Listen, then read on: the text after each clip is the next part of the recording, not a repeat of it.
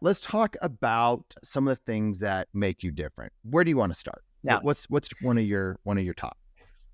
let me start with a 30,000 foot view, Eric. I'd like I to had a go conversation. This is 40,000. I mean, 30,000's okay, but I mean, if you're looking at 40,000 view, that might even be better.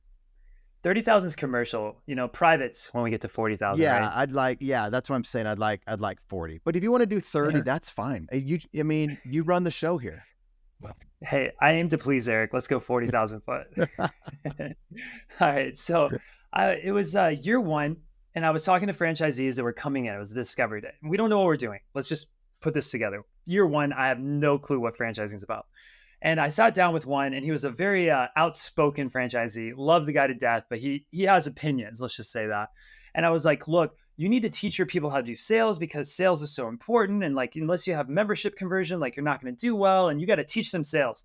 And Brigham, he says to me, Brigham, I don't know how to do that. You teach them sales. I'm like, oh crap, like, and it got me thinking as a franchisor, and fundamentally as a franchisor, we have economies of scale. We have lots of locations, so we can drive down the cost for the franchisees. That's really important. But the other thing we can do is we can solve problems for them. And so I looked at a business like Hello Sugar and I said, okay, what are the pillars that make Hello Sugar successful? And I wrote all of them down. And I thought to myself strategically, how do I solve each of these pillars for the franchisees? And that was the thing that makes us different is that this business, which normally would take a lot of time to run, we figured out how to automate at least the hard parts to make this business much more likely to be successful. And that's why we have such high validation. It's because the franchisees see how much they're getting from the franchise. I heard this early on in franchising. I heard, if you get into business, franchisees love you year one. And by year five, they're like, I know how to do this. I don't want to be paying them a royalty. Eric, you own Salon Suites. It's like, yeah, like year one, they give you a lot of help, but like year 5 and 10, like you don't need them per se. You might need their brand name, but you know what you're doing, right? And I cared so much about franchisees. I never want to have that relationship where like they're paying a franchise fee and not getting something out of it. And so this was top of mind in all of the execution of strategy for the things that we do differently. So you were thinking as you're creating this, like, what would you want if someone was to create something for you where it's just so valuable, the thing that they give you, it saves you time, it saves you money, it increases conversion, like everything's good about it. It's hard for you as a franchisee. Like, what would that be that a franchisor could do for the franchisee? Which, I mean, franchisees out there probably like, I wish my franchisor was doing more of that. But it's not an easy lift for a franchisor to do that, No, especially early on. So what made you have that desire to do that? I care. I really care about the success of franchisees. And that's what it comes down to. I want to solve problems. I want them to be successful. I take it personally. Like year one, when we started, the first two franchisees we had, I opened a business with them at the same time in 3 different markets. So they had one in each of the 2 markets and I had one, and theirs weren't as successful. And it drove me crazy. I was making very, very good money in my own salons. And I'm like, I have no financial worries at all, but I have like severe anxiety seeing one of my franchisees not be successful. So what drove me on this is I want to make sure that our team, if they believe and trust in me, they better be able to eat, like my team eats. That's something I always say. It's very important to me. So yeah, it started with that. It just started with making sure that everyone was taken care of. So let's dive into it. What are some of the things Yeah. that you ended up doing for franchisees or doing the heavy lifting for at the corporate office? Yeah, I mean, let's get into what makes a Hello Sugar salon successful, right? Like, think about this. You're doing Brazilian waxing. It's a service. If you don't understand Brazilian, think hair. So you need people to come in the door, right? And that's hard for people. How do we get people in the door? So we went out and we solved that. We had my old marketing agency. I took everything I knew. One of my former students, who was like top in the class, runs the entire company now, and he does things exactly how I want for the marketing side. We're able, Eric, to get leads at $3 a lead. By the time they open their doors, their books are full or close to full in markets. Like it's unheard of seeing this with very little cost. Most people are paying 5 times as much as we're paying to drive the results that we're driving because we're so good at it. So at the top level, it's leads, getting them in the door. At the middle level, it's how do we convert those leads to members?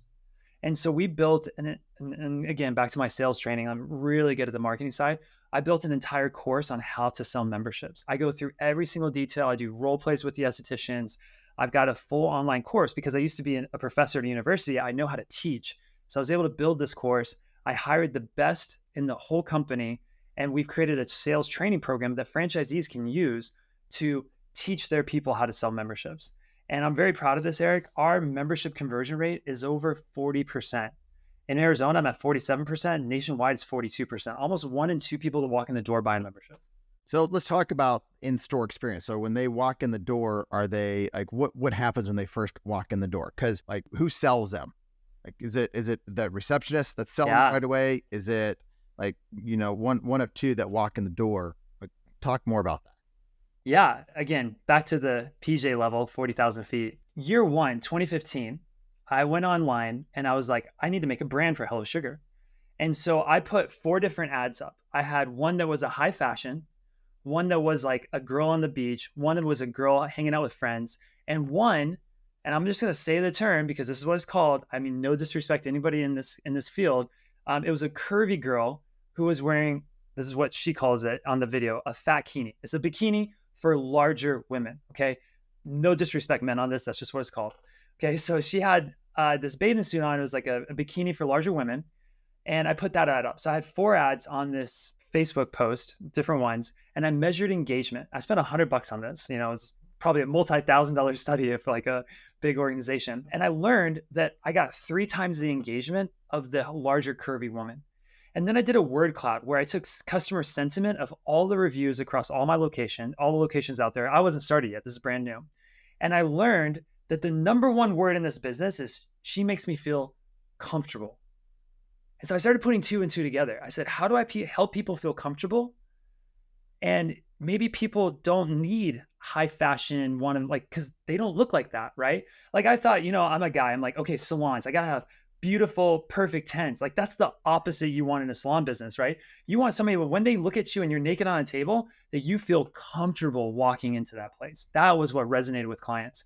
And so everything about that experience was custom fabricated. So when you go on the website, you see models of all different sizes, all different colors, all different shapes. We have gay people on there, straight people. We have Black, white, Asian, like everything you could possibly think of. I want people to know anybody is welcome in here. When you walk into the salon, you'll see these beautiful photos of like artistically designed people. Every door has body positivity images. So they'll say like, you look amazing, smile, you're beautiful, like things like these on the door to help people feel that nudge of sentiment of confidence and comfortability.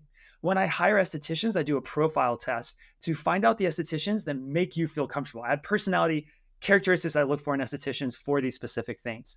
And so every single facet of that leads them to feeling comfortable by the time they walk in the door. And we can do these in large flagships. We can do these in suites. Now, getting back to your question, how do they sell memberships? Well, 1, they feel it, right? But when they walk in the door, they are not greeted by a reception team. And some facts on this, Erik, the average tenure of a receptionist is 3 months. We know this from the salon industry. It's 3 months long. They're paid minimum wage. They don't care about the job. They're there probably going to college, and this is a part-time gig. So hours are really hard to work with. And you got to pay that team to act motivated, and they never are.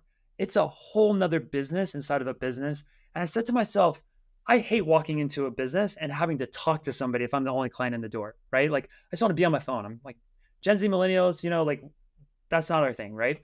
And I just don't like reception. I'm like, okay, like what do they actually do? They book appointments, they check people out, they help welcome people that come in the door. I can do all of that with other people. So I eliminated reception from our salons. We do everything online. We spent $250,000 last year on AI technology. Thanks for listening to the Franchise Secrets podcast. Links to everything can be found over at franchisesecrets.com. And if you want my help with anything from starting your own franchise to growing your current franchise business, please visit scalablefranchise.com.